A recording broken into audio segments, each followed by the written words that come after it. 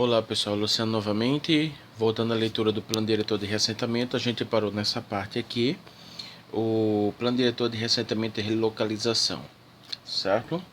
O 4.1.6, implantação e operacionalização do sistema de reclamação de queixas, coisa que não foi feita até o momento. A empresa contratada deverá implementar o sistema de comunicação formal para atender a população diretamente afetada no conjunto das intervenções físicas do CBR, Complexo Beira-Rio, para a sistematização das demandas com reclamações, sugestões, solicitações para encaminhamentos e definições de prazo para soluções, seguindo as diretrizes indicadas no item 8.4 do MGAS, Programa de Comunicação Social e Gestão de Queixas, página 82. O objetivo do Serviço de Reclamações e Queixas são dar resposta às dúvidas, insatisfações e sugestões das pessoas envolvidas, das pessoas vinculadas ao processo de substituição de moradia de risco, monitorar o grau de insatisfação com o processo de relocalização, monitorar o perfil dos reclamos e os tempos médios de solução por categoria.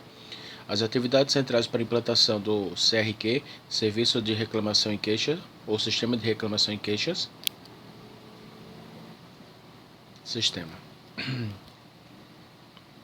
deverão se adequar a cada fase do programa com os seguintes procedimentos operacionais: criar formulários para registro de atendimentos diversos, criar formulários para registro de ocorrências, queixas e demandas diversas, criar número e ou grupo online WhatsApp ou similar para recebimento e resposta às queixas e dúvidas, criar linha telefônica gratuita 0800 para recebimento direto ou indireto, redirecionamento da ouvidoria municipal, por exemplo, de reclamações e queixas, estabelecer fluxograma de atendimento com sistemática de registros e respostas, formular um banco de dados para monitoramento dos encaminhamentos e prazos de respostas, desenvolver pesquisas de satisfação, divulgar intensamente na mídia local e em outras pessoas da comunidade a existência do CQR, Serviço de Reclamação e Queixa, maneiras de acesso e funcionamento.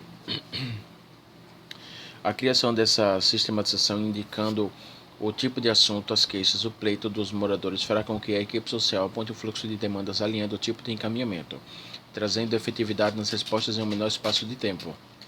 Outros instrumentos de comunicação social deverão fazer parte das ações dos elos, para dinamizar os instrumentos informativos com realização de visita domiciliar e material informativo, vídeo, cartilha, convites, folders, banners, entre outros.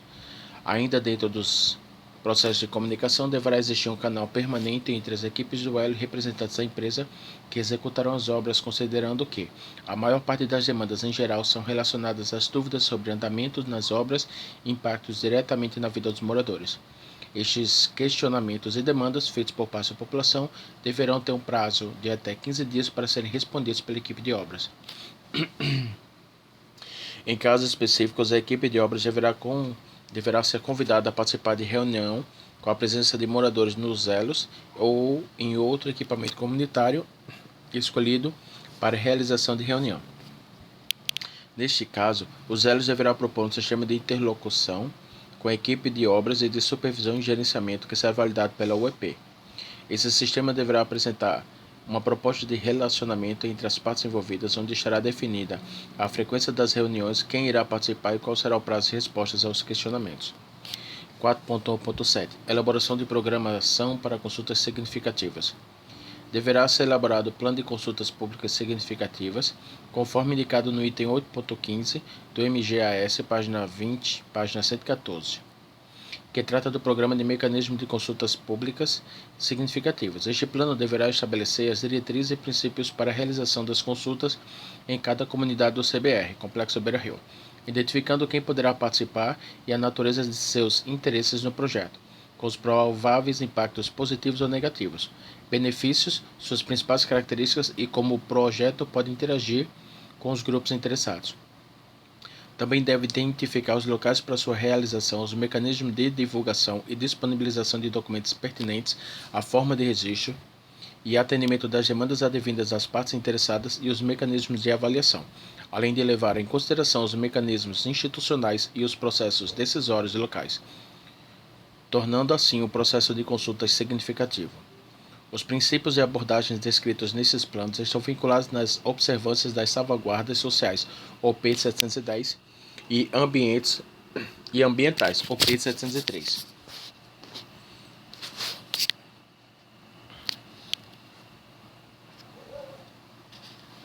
que demandam atenção aos requisitos de avaliação de impacto ambiental e social, AIAS, e deve identificar potenciais riscos socioambientais para propor soluções que evitem, mitiguem ou compensem os impactos negativos, potencializando ao mesmo tempo os positivos. Neste sentido, em relação às questões ambientais, a contratada deverá, sempre que possível, adotar parâmetros ambientalmente sustentáveis e que tenham impactos positivos no desenvolvimento social e econômico, desde o incentivo à promoção de ações relacionadas à eficiência energética, como apoiar e propor iniciativas relacionadas à educação e capacitação ambiental.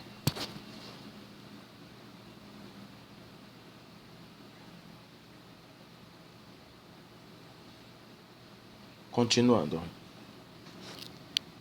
Também deverá haver impactos positivos na execução do projeto, como melhoria da mobilidade urbana local, novas moradias de qualidade, geração de emprego e renda, melhoria de saúde e salubridade ambiental, entre outros. Dessa forma, a equipe dos Elos deverá iniciar as consultas públicas com base na OP 710 e com os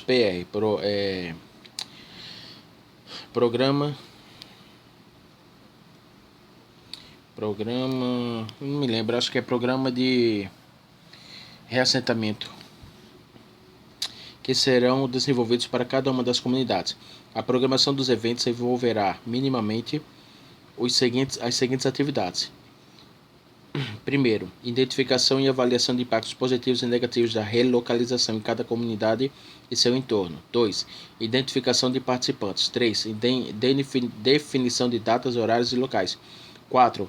Preparação de resumos do PR, que é o Programa de Reassentamento, em PowerPoint ou programa semelhante. 5. Distribuição de convites para a primeira consulta e assim subsequentemente. 6. Realização da consulta. 7. A elaboração do dossiê de consulta contendo: letra A, ata de exposição e discussões. Letra B, fotos e listas de presença, com nome completo e legível, número de telefone e assinatura dos participantes do evento ao evento. Como referência para a elaboração dos dossiês, é possível serem utilizados como referência os dossiês em anexo neste PDRR. Além das consultas destinadas ao PRRs, pelo menos outras 7 consultas deverão entrar no calendário, sendo 3 para a questão dos projetos habitacionais e 4 para a questão de infraestrutura, além das áreas de meio ambiente, desenvolvimento econômico e participação comunitária. A contratada deverá elaborar um calendário de consultas públicas para engajamento significativo das partes interessadas, cumprindo cada fase do processo de reassentamento involuntário, que se inicia com planejamento e vai até a fase de execução das obras. Em toda operação de financiamento do BID é determinante a observação e cumprimento de suas políticas operativas, apesar do programa envolver várias operações.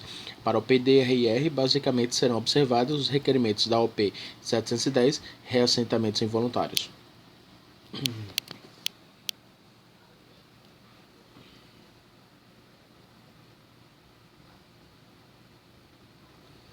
Vamos lá, vamos continuar. Item 41.8. Planos Executivos de Reassentamento e Relocalização, o PRRR, que eu tinha esquecido ainda anteriormente. Logo após a implantação dos elos, a equipe deverá elaborar, sob a supervisão do seu coordenador geral, um Plano Executivo de Reassentamento e Relocalização, o PRRR. Cada uma das comunidades do Complexo Beira Rio, CBR, de acordo com as políticas de salvaguarda social do BID, OP 710. Seu caráter operacional, detalhando em nível executivo o passo a passo do processo de relocalização das famílias que serão afetadas no projeto que ocorrerá em cada comunidade, bem como especificando com detalhes as correspondentes ações da implantação. Em processo de relocalização, podem ocorrer transtornos à vida dos moradores, como, por exemplo, distanciamento de familiares, empobrecimento e quebra de rede de apoio social. Por isso, é fundamental que sejam pensadas e planejadas previamente medidas adequadas a essas situações e que tem como principal objetivo garantir a recomposição da qualidade de vida dessas famílias afetadas pelas obras. Neste sentido, algumas diretrizes devem ser levadas em conta, como evitar minimizar deslocamentos, assegurar a participação da comunidade envolvida, considerar o reassentamento como oportunidade de desenvolvimento sustentável. A implementação dos PERR deverá começar imediatamente após a sua validação. As atividades centrais da elaboração e implementação dos PERR serão as seguintes: caracterização da comunidade com seu histórico, localização e entorno. Elaboração de um mapa, síntese do reassentamento a partir de dados pré-existentes. A atualização do mapa que delimita a poligonal de intervenção do CBR, com as características gerais de todos os imóveis que possam estar em situação de risco e vulnerabilidade, imóveis vetorizados, e que serão afetados pelas obras, sua localização, com denominação das ruas, numeração dos imóveis, bairros de cada comunidade, numeração de quadra e lote, quando possível.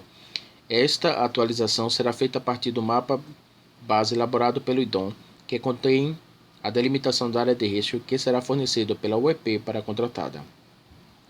Identificação no referido mapa das áreas de intervenções urbanísticas que poderão sofrer impactos socioambientais no período de obras, tendo como base mapas elaborados pela equipe de projeto, buscando soluções para minimizar os números de imóveis afetados e as remoções necessárias. Identificação no mapa de possíveis áreas para serem utilizadas na modalidade de reassentamento rotativo, a partir de um levantamento de campo detalhado. Elaboração de manual de campo com todos os instrumentos técnicos operacionais para execução dos PERR. Elaboração do texto minutado decreto de utilidade pública para fins de desapropriação, a ser revisto e aprovado pela Procuradoria da Municipalidade, com a indicação das áreas que serão intervencionadas, bairros com imóveis a serem desapropriados. Realização de cadastro socioeconômico para a identificação do perfil socioeconômico dos ocupantes dos imóveis a serem desapropriados, incluindo informações precisas em termos econômicos, renda, atividade produtiva, fundiária se o morador é posseiro ou possui algum documento, e se é inquilino ou não, visando proporcionar no futuro oportunidades econômicas que melhorem a renda e a qualidade de vida das famílias afetadas. Atualização do cadastro físico com a identificação do registro fotográfico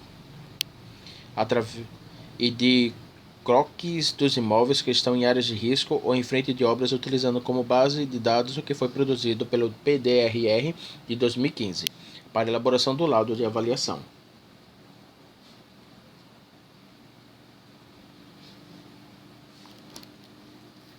Elaboração do laudo de avaliação dos imóveis a serem desapropriados, buscando garantir que o valor a ser pago seja justo no caso de aquisição de outro bem imóvel, modalidade de indenização, a valor de restituição comercial e compra assistida. Organização da convocação dos moradores no momento em que o morador que será convidado a conhecer todas as alternativas de reassentamento para sua melhor opção e a partir de qual deverá apresentar sua documentação pessoal. E no caso da compra assistida, os documentos e informações do imóvel desejado.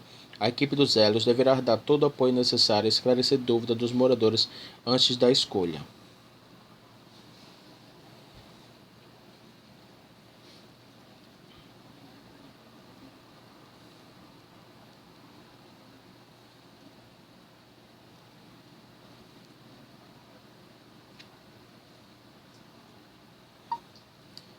Plano Diretor Executivo do Programa PDRRR, página 70, segundo parágrafo. A organização da convocação dos moradores, no momento em que o morador será convidado a conhecer todas as alternativas de reassentamento para sua melhor opção e a partir de qual deverá apresentar sua documentação pessoal e, no caso da compra assistida, os documentos e informações de imóvel desejado. A equipe dos elos deverá dar todo o apoio necessário e esclarecer dúvidas dos moradores antes da escolha final. Realização do processo de negociação, durante a qual a equipe de negociação informará de maneira clara e objetiva aos afetados, diretamente de maneira individual e indiretamente, através do Comitê de Relocalização das Famílias, e principalmente aos mais vulneráveis, sobre todos os passos que serão tomados, informações sobre como será a condução do processo, como será a prestação de contas, demonstrando os critérios técnicos de compensação, de modo a possibilitar uma solução clara e segura aos afetados. A identificação das famílias que precisarão estar incluídas em reassentamento temporário e definição dos mecanismos para torná-lo efetivo, incluindo o período de tempo de permanência nesta modalidade. Este reassentamento e o custo correspondente ao aluguel de transição será de responsabilidade da Prefeitura através de recursos do programa. Além disso, a contratada deverá realizar um monitoramento trimestral com a amostra de 40% das famílias inseridas no aluguel de transição. 4.1.9 Atualização do cadastro socioeconômico, incluindo avaliação de benfeitorias. O lapso temporal ocorrido no processo de elaboração do PDRR, aí falam de 2015, e execução das ações nas áreas de intervenção poderão apresentar mudanças significativas no cadastro socioeconômico das famílias do seu IBR, realizado no ano de 2015, alterando o quantitativo e qualitativo das edificações instaladas nas comunidades, aos quais foram levantadas na época, considerando que, neste período, aconteceram nascimentos, mortes, casamentos, novas ocupações, entre outros. A atividade será desenvolvida de forma participativa com o envolvimento dos CAPs para apoio e recepção dos entrevistadores. Deve preceder ou ser realizada juntamente com a elaboração do PRR. A responsabilidade de conduzir as atividades indicadas são do Coordenador Geral dos Elos e a Unidade de Execução do Programa UEP. 4.1.10 Contratação de estudos e projetos. Serão necessários contratar estudos e projetos para que sejam efetivadas as etapas de reassentamento involuntário. Dentro desse escopo estão previstos os seguintes estudos: estudos e projetos para efetivação das modalidades de reassentamento de conjuntos habitacionais, estudos e projetos de reassentamento rotativo, estudos do mercado imobiliário local regional atualizado para a composição da Bolsa de Imóveis. 4.1.11 Desenho e operacionalização do sistema de monitoramento. Serão realizadas 3 avaliações de monitoramento do PDRR, das quais 2 na fase intermediária e 1 final. A primeira avaliação deverá ser realizada quando tiverem sido relocalizadas as primeiras 100 famílias. A segunda avaliação intermediária ocorrerá quando concretizada a relocalização em todas as modalidades, exceto o reassentamento para os conjuntos habitacionais. A avaliação final se realizará no término do processo de relocalização com todas as famílias em reassentamento definitivo. Considerando-se oportuno considerar os conceitos, fatores e indicadores apresentados a seguir. O sistema de monitoramento do processo de reassentamento da população e atividades econômicas, com seus indicadores, métodos e relatórios, será executado ao longo de toda a duração do programa. É uma ferramenta para acompanhar a execução das atividades conforme preconizado no PDRR, indicando em tempo hábil entraves que possam comprometer sua implantação. Os objetivos da contratação de consultoria especializada para a realização dos serviços são: primeiro, apoiar o Coordenador Geral dos Elos no desenho de um modelo de monitoramento. Segundo, apoiar o Coordenador Geral dos Elos na implantação e sustentação dos sistemas de monitoramento durante o calendário de execução do programa. Para alcançar os objetivos, o consultor desenvolverá as seguintes atividades. Atividade 1. Definição de fatores, variáveis e indicadores associados aos objetivos do CPDRR. Tal definição possibilitará que, antes de pretender analisar em detalhes todas as atividades envolvidas, o monitoramento possa acompanhar e monitorar aspectos chaves. Atividade 2. Uma vez demarcados indicadores e periodicidade, o próximo passo é a indicação. Primeiro, dos procedimentos operacionais para a coleta de indicadores, incluindo o desenho de fichas operativas, formulários para tanto. 2. Desenho da estrutura dos relatórios que deverão ser emitidos com diferentes periodicidades à luz do resultado da evolução dos indicadores. Atividade 3. Formatação de banco de dados, incluindo a intenção de automação e divulgação online. Atividade 4. Formatação do sistema de automatização, envolvendo as seguintes ações. Primeiro, desenho do sistema a ser elaborado com indicação dos inputs, layouts e etc. Segundo, definição do sistema de relatório e retroalimentação, que abrangerá os conteúdos mínimos para a apresentação dos relatórios, assim como definirá a interface da retroalimentação do sistema. Terceiro, especificação de como será implantado o sistema. Atividade 5. Criação do modelo de informes que deve ser elaborado mensalmente com base nas tabelas de acompanhamento emitidas pelos bancos de dados. Tais informes deverão ter caráter analítico, mostrando o comportamento dos indicadores e a influência de tal comportamento para o alcance dos objetivos desse PDRR e propositivo, ou seja, apontar entraves que possam estar sendo mostrados pela evolução dos indicadores e as decisões que devem ser tomadas para a correção da rota. Item 4.1.11, de novo. Erraram a digitação aqui. Revisão e consolidação das alternativas de reassentamento.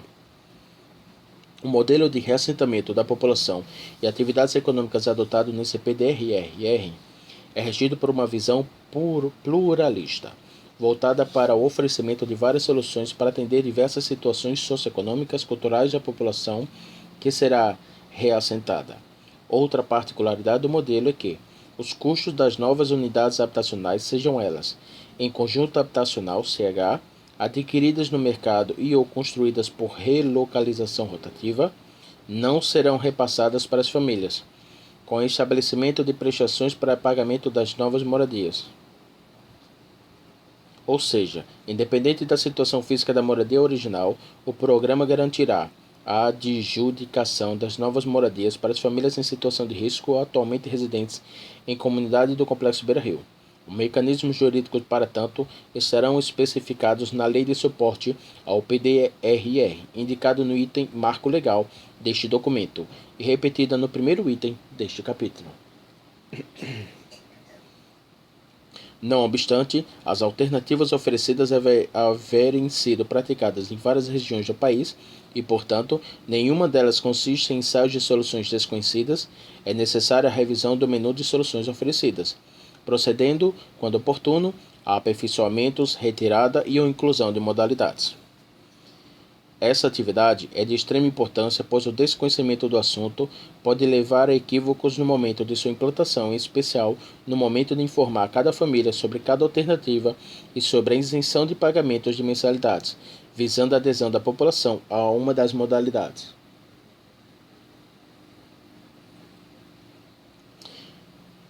Recomenda-se, portanto, que o coordenador geral dos elos, em parceria com o coordenador social da UEP, inicialmente leiam atentamente este plano e depois promovam discussões e seminários por aproximações sucessivas, com a equipe do elo e secretarias envolvidas diretamente na implantação da solução, em particular a Procuradoria e a Secretaria Municipal de Habitação, a SENHAB.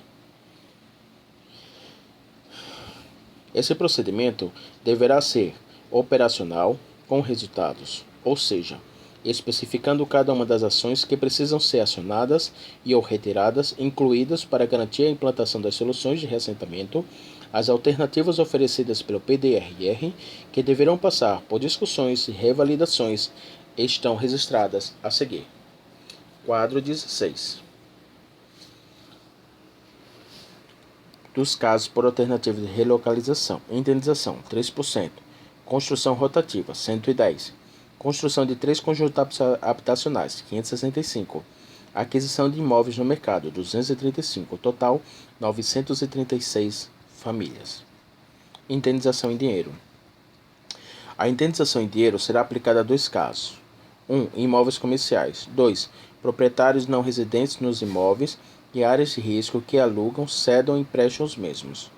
A pesquisa realizada em 2015 apresentou um número em torno de 26 casos propícios à indenização em dinheiro.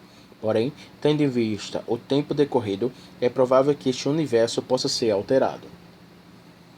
A Prefeitura é quem ficará responsável pela transparência financeira desses casos e a Procuradoria Municipal será o órgão responsável pela supervisão de todas as ações indenizatórias. Abaixo, elencamos as principais ações que deverão ser realizadas através da equipe dos elos. Revisar o valor básico da indenização em relação ao resultado da avaliação dos imóveis. Elaborar o laudo técnico do imóvel com parecer social, documento que indicará eventuais situações de vulnerabilidade e riscos sociais, com o objetivo de dar robustez à documentação. Elaborar e apresentar o documento de adesão a esta modalidade ao morador que deverá assinar após concordância sobre o valor. Em seguida, o mesmo será enviado ao UEP para proceder com o processo de pagamento pela Prefeitura.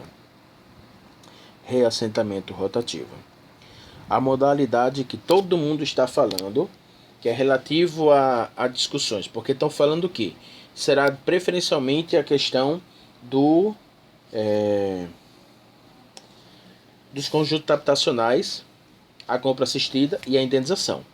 Aí agora surgiu, porque tem esse projeto aqui, é o reassentamento rotativo, tá?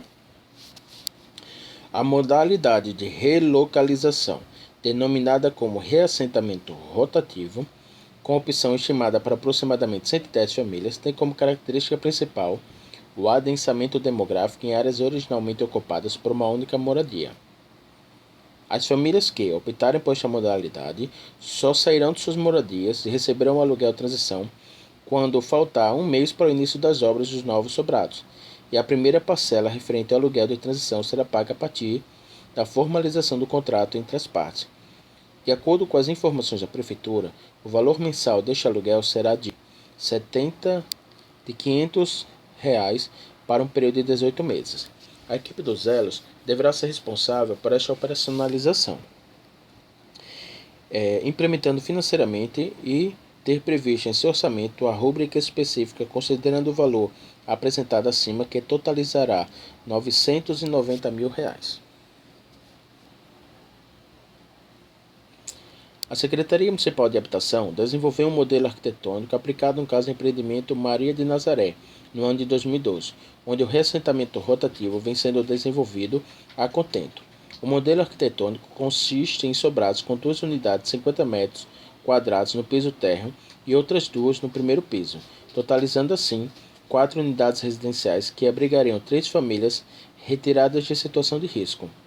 E a família que cedeu a casa, as figuras incluídas a seguir auxiliam melhor a compreensão do assunto.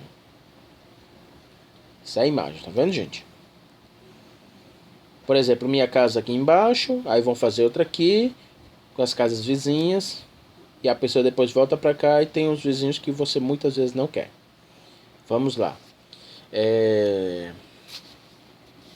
Projeto sobrado para reassentamento rotativo desenvolvido pela Secretaria Municipal de Habitação. A equipe dos Elos deverá realizar as seguintes atividades dentro desta modalidade: a identificação de uma ou mais áreas nas comunidades Santa Clara e São Rafael, com moradias não sujeitas a situações de risco, mas que possibilitem um adensamento do local sem prejuízo ao entorno. Definição dos perímetros das casas que não estão em risco, para identificar a viabilidade da instalação de uma quantidade de moradias suficientes para abrigar, na mesma edificação, 3 famílias em situações de risco, mas a família cuja casa é demandada. Consolidação das informações relativas aos terrenos e casas identificadas no inventário de reassentamento rotativo, sob forma de uma base de dados detalhada, fotos, georreferenciamento, características principais do imóvel, do terreno, etc. Este inventário será claramente organizado e autoexplicativo na medida em que ele terá a vocação a ser entregue a uma empresa, objeto de uma licitação separada, responsável pelo desenvolvimento de estudos arquitetônicos e urbanísticos de cada um desses terrenos. Realização de visitas domiciliares para a construção de canal de diálogo com as famílias identificadas, como passíveis de fazer adesão a essa solução de reassentamento. Assinatura de um contrato de adesão para as famílias que aceitarem a proposta do reassentamento rotativo e posterior inserção em aluguel de transição específico do programa João Pessoa Sustentável. Importante destacar que o aluguel de transição está condicionado ao reassentamento rotativo, não estando disponível para nenhuma outra opção de reassentamento.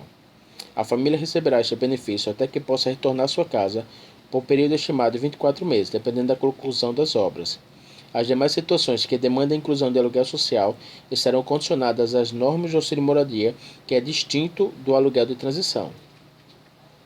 O levantamento físico e fotográfico das casas que farão parte deste tipo de solução a ser realizado por arquiteto e estagiário.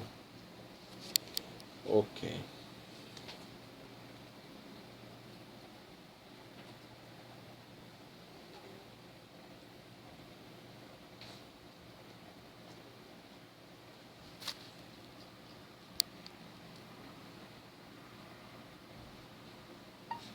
Página 78, viu? Se liga na página 78, já eu te mando.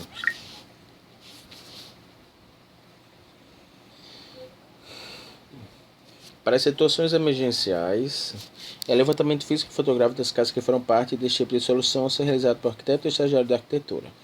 Para as situações de emergência e risco iminente atestadas pela Defesa Civil, ficou definido que seriam acionados os mecanismos de reassentamento temporário que já vem sendo praticado pela Prefeitura Municipal de João Pessoa através da Lei Municipal número 12.015 de 2010. Serão adotadas no âmbito do programa os seguintes encaminhamentos. A saída da família para aluguel transição deve ser preparada previamente e apresentada para as famílias que deverão ser reassentadas.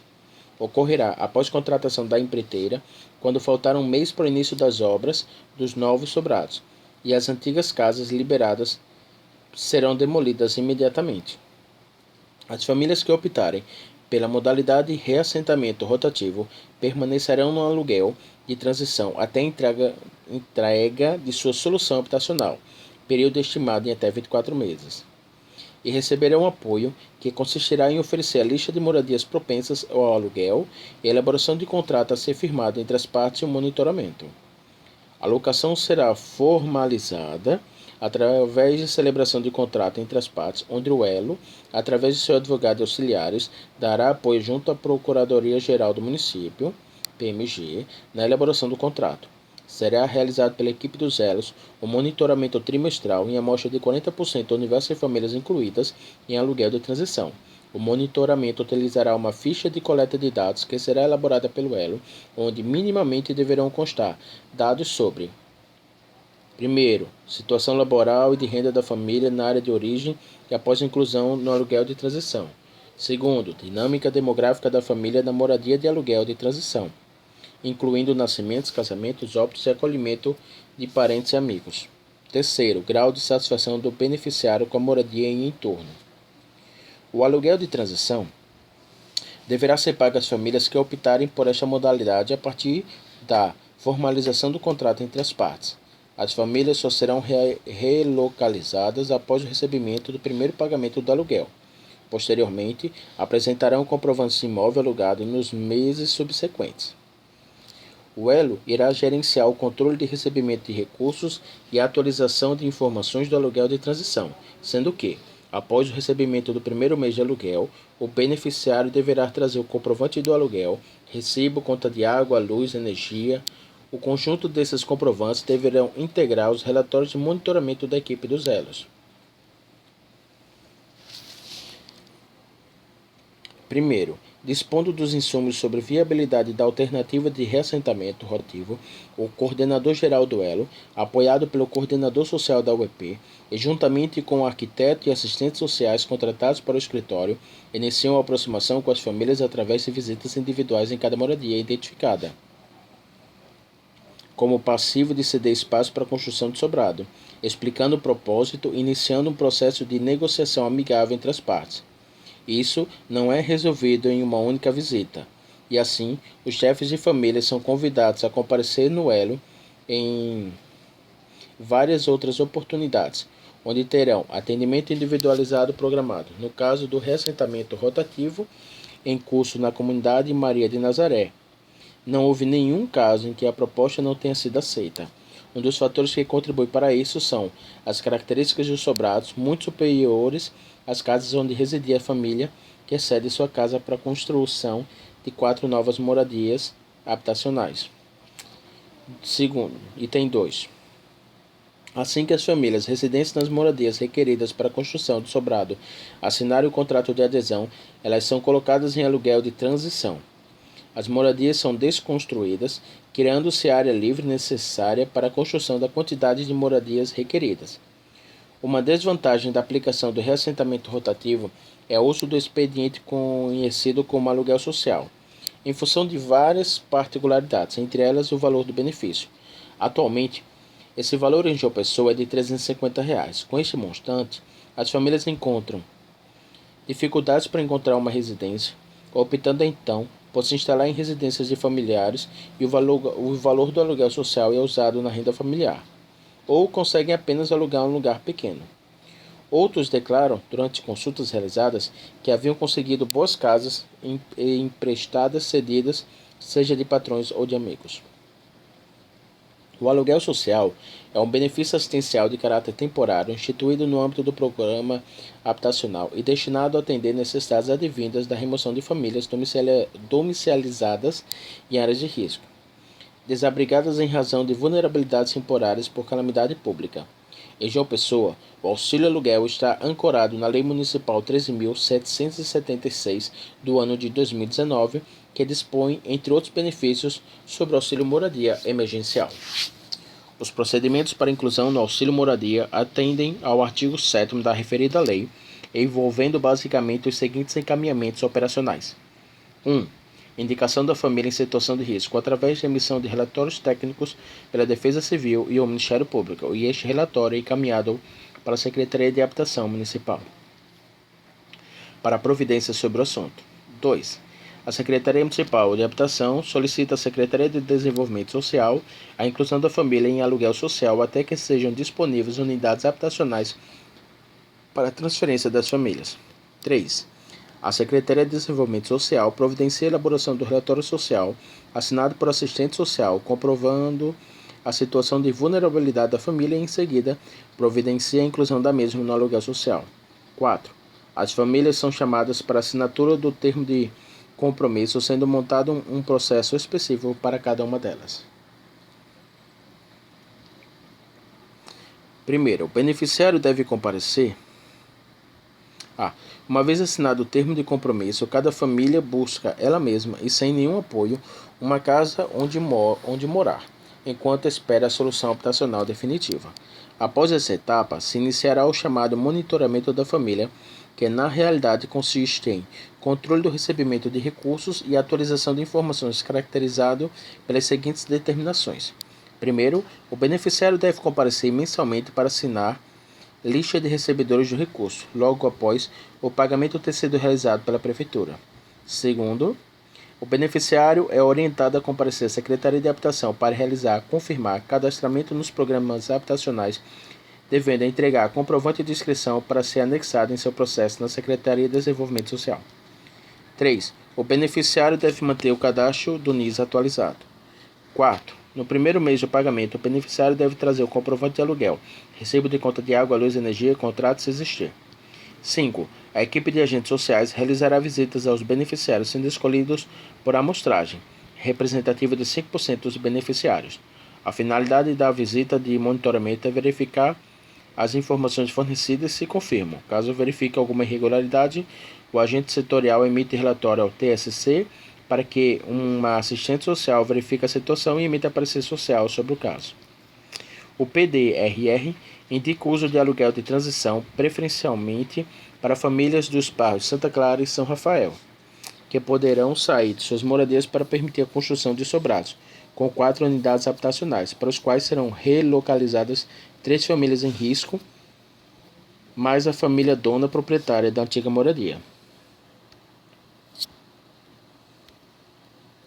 Relocalização para casas adquiridas no mercado imobiliário. Esta é minha preferida.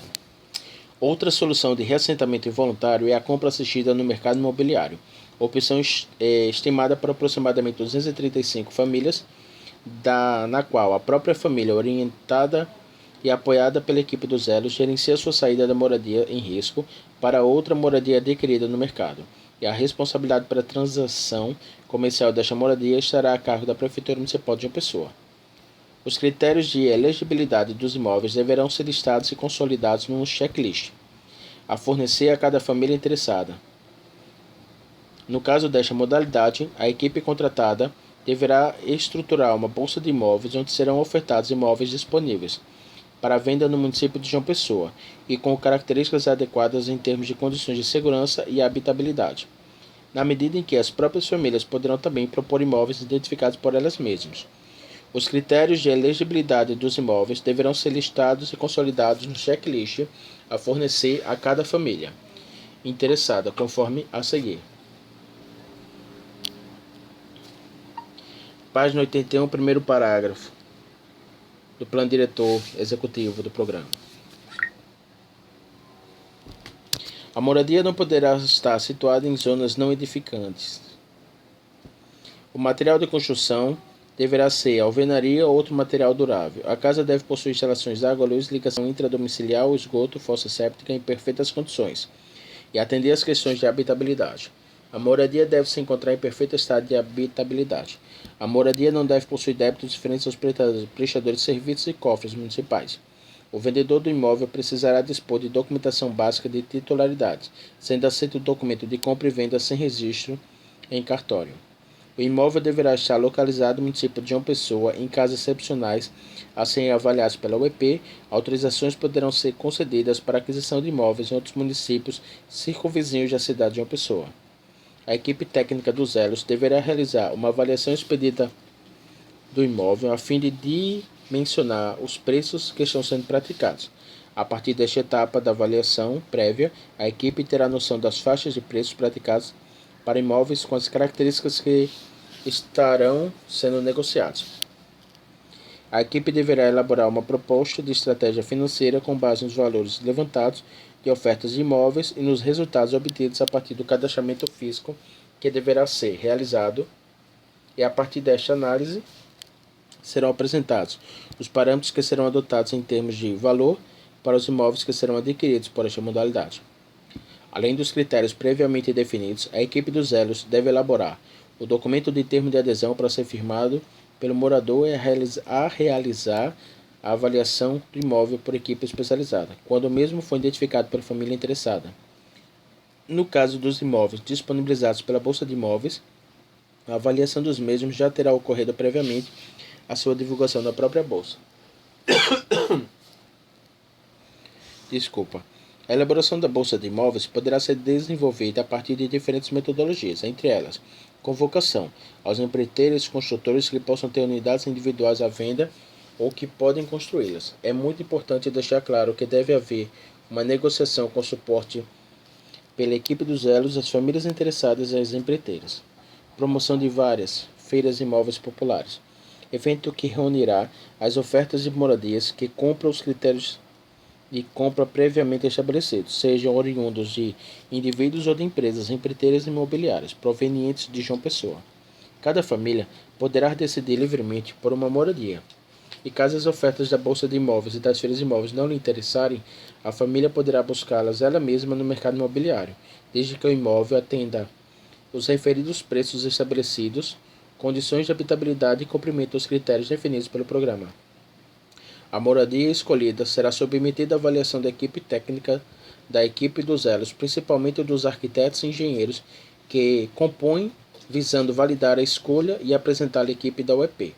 A transação será realizada entre a Prefeitura Municipal de João Pessoa através de recursos do programa e o proprietário do imóvel, não passando pelas mãos de família afetada nenhum valor correspondente à operação. Por fim, concluída a transação, será adjudicada formal e legalmente o imóvel para a família. Esta modalidade vem sendo executada com sucesso em várias regiões do país, e o caso mais emblemático é Manaus. Seria de todo oportuno um contato do coordenador geral dos Elos com a equipe daquela cidade, visando conhecer os mecanismos lá adotados, bem como as lições aprendidas sobre a experiência.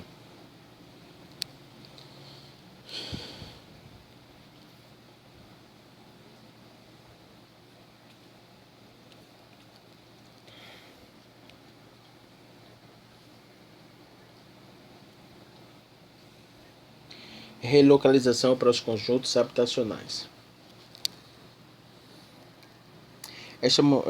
A construção de conjuntos habitacionais para obrigar a população sujeita à relocalização tem sido a prática mais difundida no Brasil, e o volume das experiências realizadas em várias regiões é suficiente para apontar várias distorções que se pretende evitar no caso de João Pessoa, onde a implantação de conjuntos habitacionais vigora desde a década de 70.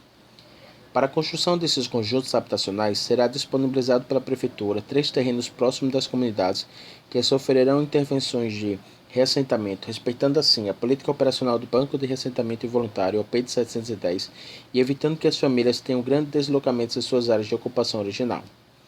Os terrenos disponibilizados para a concepção e construção dos conjuntos habitacionais são os caracterizados a seguir. Terreno 1. O terreno 1 localiza-se na rua Alfredo Ren, via com ligação direta para a Avenida Ministro José Américo de Almeida, Avenida Beira Rio, A avenida onde estão localizadas as comunidades do CBR. Atualmente o terreno está abandonado. Este fato ocorreu após o fechamento e demolição de uma escola particular que existia no local. O terreno possui uma área de 3.822 metros quadrados. Terreno 2. O terreno 2 localiza-se na Avenida Ministro José Américo de Almeida, Avenida Beira Rio, também próximo das comunidades onde as famílias serão retiradas de situação de vulnerabilidade. Possui uma área de 26.883 metros quadrados e está situado próximo do Rio Jaguaribe. Terreno 3. O terreno 3 localiza-se na Avenida Ministro José Américo de Almeida, Avenida Beira Rio, também próximo das comunidades onde as famílias serão retiradas de situação de vulnerabilidade. Nessa situação praticamente vizinha à comunidade Padre do Bandeira, possui uma área de 30.108 metros quadrados e está situado próximo do Rio Jaguaribe, com uma pequena parcela do terreno em área de preservação permanente, APP.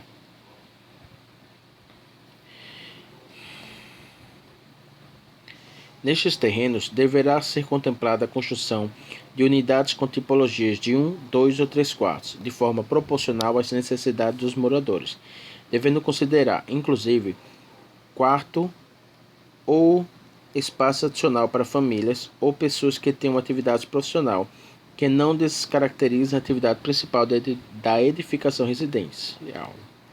Todos os terrenos terão uma análise prévia para assegurar que são seguros e que não incorrem nenhum tipo de risco. A construção dos 3 conjuntos habitacionais atenderá a cerca de 565 famílias, com previsão início das obras em meados de 2022, após realização dos estudos e projetos pertinentes, com prazo de 24 meses de execução. De acordo com a política do BID, Banco Interamericano, Internacional de Desenvolvimento, nenhuma família beneficiária deverá necessitar sair de suas moradias durante a construção do empreendimento, salvo na ocorrência de alguma situação inesperada de enchentes ou desabamentos. Neste caso, e somente nestes casos, as famílias serão colocadas em aluguel social sob laudo da Defesa Civil, enquanto é finalizada a construção dos conjuntos habitacionais. A equipe dos Elos terá a missão de informar as famílias que fizeram opção pelas novas unidades habitacionais sobre as características dos empreendimentos, a localização precisa dos terrenos, o número de unidades previstas em cada empreendimento, bem como as características dos imóveis e seu projeto, número de cômodos, existência de área de lazer, de locais para comércio, etc. Haverá apoio através da cessão de caminhões para que sejam realizadas mudanças para os condomínios. Troca de beneficiários. A solução de reassentamento denominada troca de beneficiário será aplicada para os casos de pessoas que não aceitem nenhuma das alternativas oferecidas. Nesses casos, a família pode buscar outra família que não resida em identificação de risco ou frente de obra, mas que queira trocar com ela o direito de ir para alguma das alternativas, exceto a indenização em dinheiro, tornando-se assim beneficiárias do programa. Para situações onde hajam possíveis áreas de risco, a contratada deverá solicitar, previamente à negociação, uma avaliação do ente público, qual seja a Defesa Civil, para atestar possíveis riscos através de laudo técnico. A família beneficiária pelo processo de reassentamento vai para a residência da família que aceitou a troca, e a família que não era alvo de relocalização vai para a solução habitacional oferecida pelo PDRR. As equipes dos Elos deverão desenvolver estratégias criativas para divulgar e detalhar estas modalidades, facilitando a compreensão por parte das famílias antes das escolhas. As principais ações para a aplicação destas modalidades são: realizar contato com as pessoas, solicitando comparecimento ao Elo para verificar interesse pela alternativa troca de beneficiário, orientar as pessoas na busca de substituição de beneficiários, verificar a situação do imóvel objeto de troca em termos de risco, verificar no momento da formalização da adesão ocorrência de rejeição às alternativas oferecidas, registrando o fato em nota técnica com nome, endereço e telefone das pessoas. Vamos dar uma pausa que já está quase carregando. Deixa eu ver se dá. Dá para ler isso. 4.1.12 Controle de ocupação das áreas de intervenção. A publicidade de um processo de reassentamento costuma atrair famílias em busca de melhores situações habitacionais. Por isso, será necessário estabelecer procedimentos sólidos para diferenciar as famílias localizadas originalmente nas áreas e potenciais outras famílias chegando posteriormente para tentar obter os benefícios associados ao reassentamento. As ações de controle de ocupação de intervenção, visando evitar futuras ocupações regulares por novas famílias após as obras, deverão ser desenhadas pela equipe dos elos, mediante a elaboração de uma estratégia estruturada, logo implantada junto com a Secretaria de Desenvolvimento Urbano, SEDURB, e finalmente monitoradas pela contratada, instituindo as seguintes medidas junto ao poder público. Letra A. Aplicar instrumentos jurídicos cabíveis em cada comunidade e em função da situação fundiária de cada uma delas, conforme indicado no capítulo Marco Jurídico.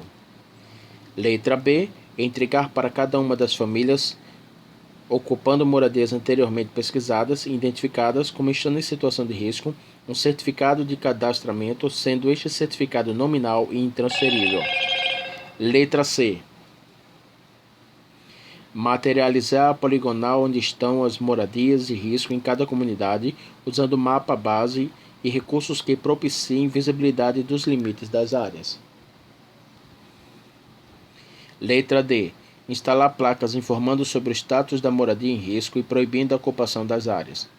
Letra E. Outras ações a serem definidas diretamente de atuação da equipe dos elos ou em parceria com entidades públicas, privadas ou associativas a identificar. Sobre o congelamento da poligonal, a equipe deverá acordar com a UEP as datas de referência, considerando os seguintes indicadores.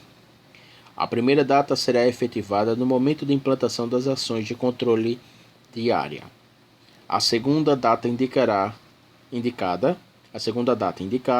será no início da atualização do cadastro físico do imóvel e social das famílias que serão impactadas com a intervenção, por ocasião na elaboração do PRR de cada comunidade, quando será entregue o certificado de cadastramento para as famílias aptas e elegíveis em função da situação local de suas moradias.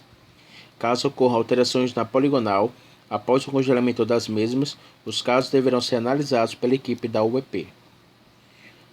No caso das comunidades da São Rafael e Padre do Bandeira, verificamos em visita técnica em março de 2020 que há necessidade urgente de se realizar este procedimento de congelamento, visto que existem casas sendo edificadas junto às margens do rio Jaguaribe. Item 4.1.13. Vamos ver se dá para ler. Deixa eu ver o tempo aqui. 30%. Revisão e consolidação dos critérios de elegibilidade. A política de reassentamento deve ter como base diretrizes e procedimentos que garantam que o processo em si de reassentamento seja o mais adequado, reduzindo ao máximo os possíveis transtornos gerados às famílias diretamente afetadas, visando garantir as recomposições da qualidade de vida, não somente em relação aos aspectos físicos, como também nas relações interpessoais e em relação aos aspectos financeiros, como a interrupção de atividades econômicas. Portanto, será importante descrever os impactos nos negócios ou atividades econômicas diretamente afetadas pelas obras físicas, independente de serem formais ou formais, além de se respeitar as necessidades de cada família, ofertando as diferentes modalidades de compensação que garantam no mínimo a manutenção do status anterior à implementação do programa. Todos os casos pesquisados e cadastrados no momento inicial do contrato e que são instalados em edificações de risco são beneficiários do programa, independentemente de sua condição de acesso ao terreno, regular ou irregular, de sua relação com o imóvel, proprietário, posseiro, ocupante e locatário. Esta política de reassentamento involuntário terá como base de orientação a OP 710 do BID, bem como preconiza o PDRR, inclusive relacionados às questões dos valores dos custos de reassentamento, que deverão ser considerados como parte integrante do programa, incluídos no custo geral do mesmo. Além disso, nos casos de indenização em dinheiro, a equipe dos elos deverão tomar como base para este cálculo o valor de mercado para uma moradia de habitação de interesse social, evitando prejudicar famílias que vivem em edificações em situação de maior precariedade. Dentro ainda dos critérios de elegibilidade, merece especial atenção a alguns grupos, como pessoas com deficiência, idosos sozinhos e mulheres chefes de família, que terão suas situações analisadas caso a caso para o melhor enquadramento dentro do perfil socioeconômico. Condição de moradia: proprietário morador que reside no local e não possui outro imóvel. Solução prevista: compra assistida no mercado imobiliário, conjunto habitacional, troca de beneficiário, reassentamento rotativo. Proprietário, donos de imóveis que residem no mesmo e possuem outros imóveis na comunidade. Solução prevista para o imóvel que o proprietário reside. Compra assistida no mercado imobiliário, conjunto habitacional, troca de beneficiário, reassentamento rotativo, indenização para os benfeitorias correspondentes aos outros imóveis. Proprietários, donos não residentes do imóvel em risco e que alugam, cedem ou emprestam os mesmos. Indenização em dinheiro com base no valor de uma habitação de interesse social, aplicável a todos os imóveis e ou benfeitorias identificadas na área de uso residencial. Moradores, inquilinos, cedidos ou emprestados que não possuem outro imóvel, compra assistida no mercado imobiliário, conjunto habitacional, troca de beneficiário e reassentamento rotativo. Proprietários, moradores que desenvolvem atividades econômicas em moradias de uso misto, que é aquelas habitações que você mora e você tem o seu negócio. Por exemplo, uma barraca.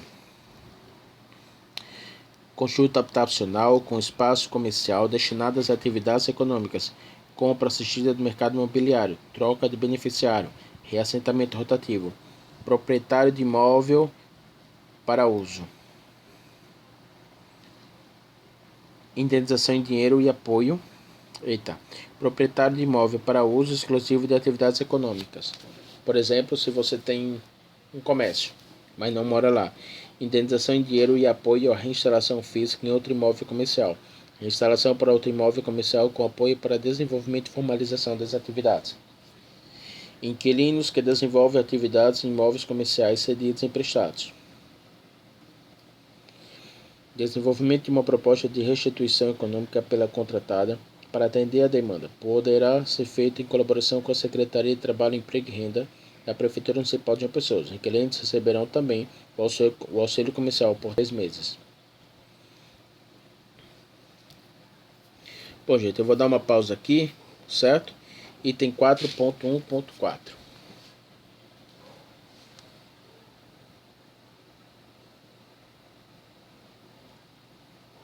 Item 4.1.14.